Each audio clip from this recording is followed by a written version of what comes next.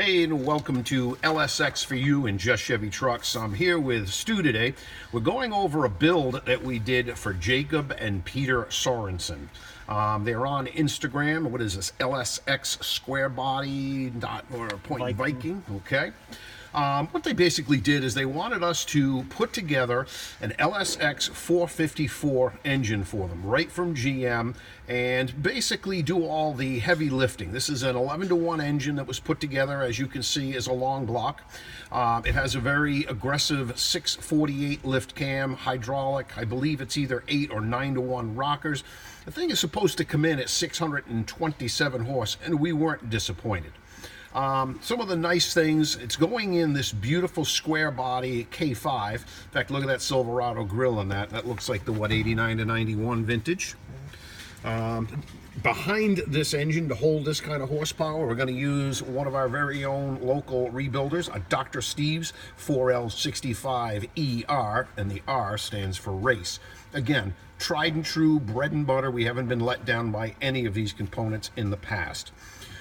There it is as we got it as a long block, and then we started doing, as I call, the heavy lifting to include the dirty Dingo brackets, the beautiful LSX 454 valve covers. It was tuned at EFI Express on their rather conservative, they call it the Heartbreaker, their Land and Sea dyno. And there's the beautiful picture of the bracketry. What a nice job. I mean, we're talking poetry in motion here. Dirty Dingo was even nice enough to work with us on some of the prototype brackets that actually clear the tall valve covers. The original ones that we got would not. We told them of our plight and our problem, and they, boy, customer service is definitely their middle name on that one. The fast was a 102 intake. Again, with a naturally aspirated engine, it's all about size. Size does matter. You want big mouth, you want big heads. In fact, the heads that they used on this 454 are GM's LS7. They're a rectangle, but they're almost a square rectangle. A little different from the L92 heads. Now, do we have the dyno results? Here's the Dr. Steve's transmission that we're going to put behind it. As I said, we have these transmissions behind 800 horse street turbo engines, our turbo engines, and they've held up excellently. It's also good when size is a problem. 4L80s are obviously a superior transmission in some vehicles, and the 4L80 sometimes is just too damn big. There's Mark. The little thing in the middle of the pumpkin, as you can see, that rear end, that's our redneck dyno. We're going to get to that in a minute. What we have is EFI Express has a chassis dyno. What they do is those red dog houses that are on either side of Mark bolt on to those adapters, the green adapters. Power then goes through a jack shaft into a 14-bolt rear end and then out to those dynamite pods. So, and that would be a Land and Sea dyno, a relatively large company. Everyone seems to know of them. What I like about using Land and Sea is there's no BS. If you want higher numbers, you can go to a Mustang Dyno Jet, I believe, and we've had customers call up with stock engines and say, wow, we went above 345 horse. Yeah, the engine was only rated at 345, and long tube headers just won't cut it. So, what else do we have to show them? Well, the bottom line. There it is. What we do here on these is, this is the raw number. Our dyno cart chews up 15% power. So the numbers are then adjusted, and we came in with 626 horse at 6250, which that's a little high for the street, but I've seen these numbers up around 7K, and it's not usable power. This, I would say, is upper end of the usable power band. So 532 divided by 0.85 gives us our true horsepower of 626. Let's see, why don't we take and we'll go look at the actual engine itself, because it is sexy as hell. Let's see, let's go over here to the redneck dyno cart. And you thought I was BSing you, didn't you? Fuel, I believe we dynoed this on 91, 93 octane. Basically, I'm gonna say good street fuel. Some parts of the United States, and that's not fair because this is going all the way to Denmark, they sell 91, other parts they sell 93 octane fuel. So we did everything, the AN lines, those are actually, what, 15, 12 foot? Yep, the lines are going to be run in the vehicle. That's why they're looped up extra long. Yep, I see an Aeromotive A1000 pump. That should be fine for that kind of horsepower, and it did prove to do the job. There's our redneck adapters. I'm not going to tell you what they're made out of. You'll laugh too hard. Now, the coils, they look kind of sort of like truck coils, but they say MSD on them. Is that a fact? That's the MSD version of the truck coils. They're just a higher output coil. I see finned to keep the heat down. Yep, they would normally fit in the GM truck brackets. Jacob and Peter want to mount these remotely on either the fenders or the firewall.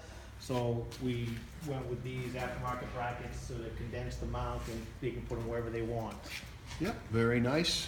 Colorful too. Didn't he say he favored red? He wanted anything that we had replaced that could be red. He wanted red. Okay, Speed Demon red. Geez, I wish we could get a good close-up of these brackets. They are just beautiful. They'd go great on the street or even a race vehicle. Again, they came from Dirty Dingo. This man's even going to use AC, huh? Even in Denmark, I see. That's the original style AC compressor for his Blazer. Yeah. Make the bracket. Dirty Dingo makes the bracket to mount that AC compressor on there and run with this system. Which style compressor is that? Isn't there That's two? a GM R4. They also make a bracket that would work with an aftermarket Sandin compressor. Okay, very good. I see black wires going everywhere. They're feeding. Well, not feeding, but we have the injectors. What size did they end up being? They're a little bit large for the engine as it is. They're 85-pound injectors because the future plan is to turbocharge this engine. Okay, and that would probably fit. I see that you also have a boost referenced or vacuum referenced regulator here, so that would fit going down the road. The black spaghetti I see everywhere, what is this? Most of it is the harness that is bought for this particular engine. Some of the things are where we had to hook up power to the engine for our redneck car. Yep. I know some of the older gentlemen, in fact, I've pled guilty to this in the past, carbureted guys, they see all this and go, ugh, GM has made this almost idiot-proof. We have what they call an E67 ECM. This all comes as one kit. We also hooked this up, obviously, to run the 4L60 or 4L65. This looks like it's simplistic at best. This looks like you could work with it. This is just how it came from GM. One of the nice features that GM added, it has a check engine light mounted right in the fuse box. So if you're working under the hood, beautiful, you know if there's a check engine light on. Hey, Jim, is the light on? No. That's nice. They put in some nice modern features.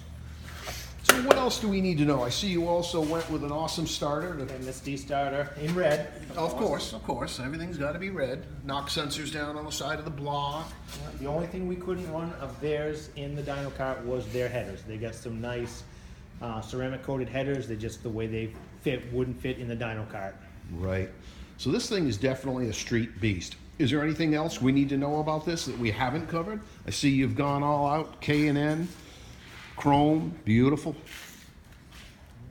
Now, what is the throttle body? Is that that's couldn't be stock, not 102. That's a BBK 102 millimeter throttle body. Okay, now how does that work? You bought the BBK. It's very unique. The seam here, yeah. This side is the electronics. They sell the throttle body with no electronics. So we had to take a later model Camaro, actually 2015 Camaro throttle body, take the electronics off of it, and it just bolts right to the side of the BBK throttle body. Do you remember what you used for an MAP sensor? Because I know these things are rather sensitive. You can't just pick up an MAP sensor and say, yeah, that fits the whole go. They set it up for a 1-bar map sensor where he wants to, in the future, go turbocharged. We had to change to a 3-bar map. We were able to find an adapter harness to plug into the GM plug on their harness and adapt to the Bosch. That came from EFI Connection. Okay. I mean, all this stuff is out there. Google, obviously, is a great resource. eBay, if you're looking for it, those are the places I would start. Forums, it's a little dicey, but it's a good place to get raw information. Then do your own homework. As they said, just because it's on the internet doesn't make it true. All right. What else would you like to tell them about it? Have we covered everything? I think we've covered everything. Just want to hear it run now. Yeah? For real? Oh, yeah. All right. Oh boy, let me back up. This is going to be loud. Actually, put back on it. Okay. I wish we could take it for a spin, but that's not quite exactly how this works. Awesome. See, they use proper filtration. Nice. And fittings everywhere. Nice. No leaks. Ready? Yes, sir. There's the fuel pump. Yep.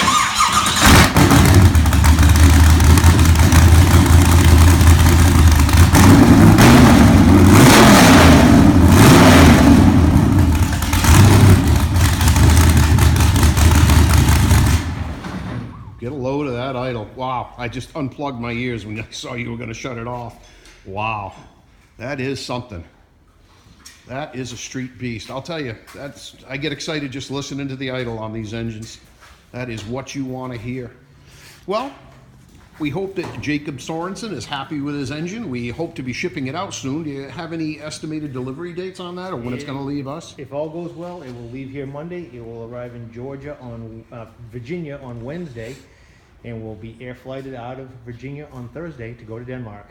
Excellent. Well, stay tuned. Hopefully we'll have some more news on this. Maybe Jacob will give us some feedback on his end on our Street Beast LSX 454 build. Thanks for coming.